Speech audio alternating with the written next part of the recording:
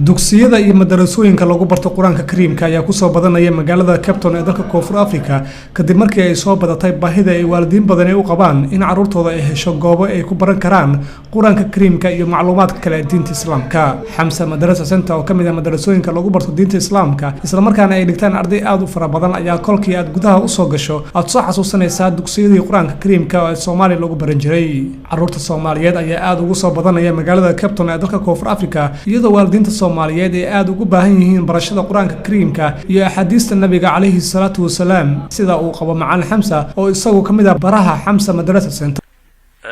diiwaangelintiisa waan isku daynay laakiin adigu codsi uu jira oo xagga dawladda ila laboratory aan u dirnay oo hadda aan jawaab ka sugaynaa jira xagga MGC-da iyo Muslim Judicial Council loo yaqaano iyagana waan la garab galnay waxay yiraahdeen waxbay noo direen wixina waan ku maqannay iyagana laftooda inaan meeshaas ka registreen laakiin waxaan isku daynay dhanka dawladda inaan horta ka soo dhamaano dabadeed iyaga aan u gudbino si ay noogu fududaato arrintaas. Waxaa ku cajab gelinaya ardayda iyaga dhexdooda isku yeeranaya quraanka kariimka si ay iskula fahmaan iskulana qabsadaan qaabka akhrinta quraanka kariimka waxaana intii aan gudaha aan ku jiray ay dhagahaygu macaansanayeen qaabka ay ardaydu iskugu meerinayeen quraanka kariimka.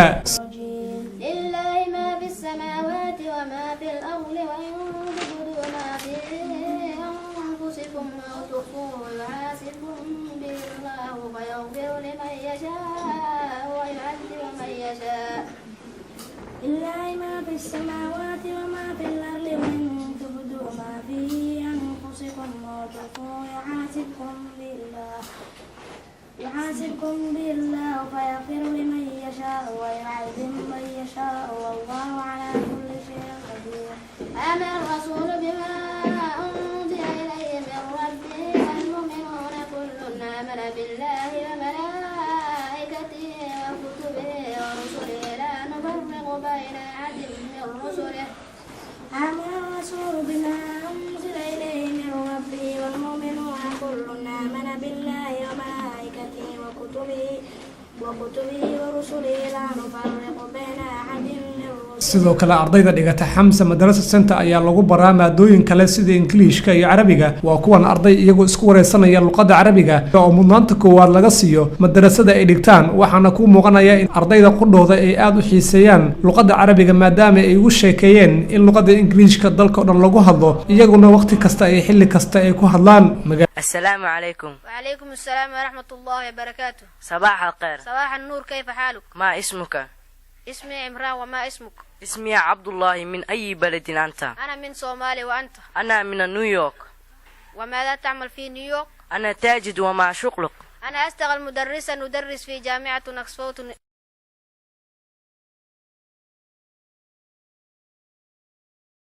السلام عليكم ورحمة الله وبركاته. وعليكم السلام ورحمة الله وبركاته. أين تتعلم؟ أتعلم في المدرسة. ماذا تتعلم؟ أتعلم اللغة العربية والقرآن العظيم. متى تذهب إلى المدرسة؟ أذهب إلى المدرسة في الصباح.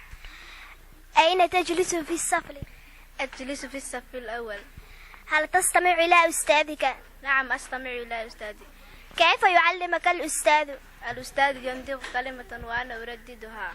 magaalada Cape Town ayaa waxaa ku soo badanaya madarasooyinka lagu barto diinta Islaamka iyadoo waalidiin fara badan ay xoogga saareen sidii carruurtooda ay ugu faa'iideyn lahaayeen barashada diinta Islaamka maadaama dalka ay joogaan uu yahay wadan shisheeye ayna ku nool yihiin qoomiyado kala duwan. madarasada oo ku taala deegaanka ay Soomaalida u badan tahay Belfasood ayaa waxaa la furay muddo 4 sano laga joogo isla markaana ay wax ka barteen arday aad u fara badan kuwaasi oo qaarkood iminka ay macallimiin ka yihiin dugsiyo kale oo dalka ka jira.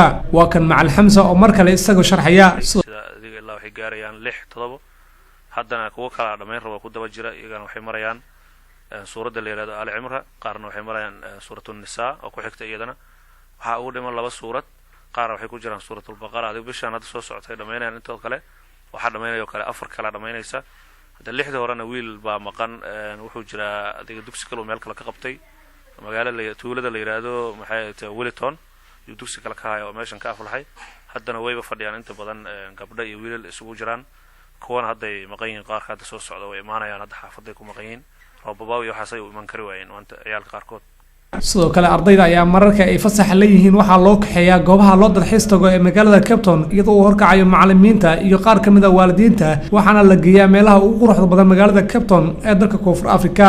Maxamed Deeq Muuse Nuur, Somali Channel, South Africa.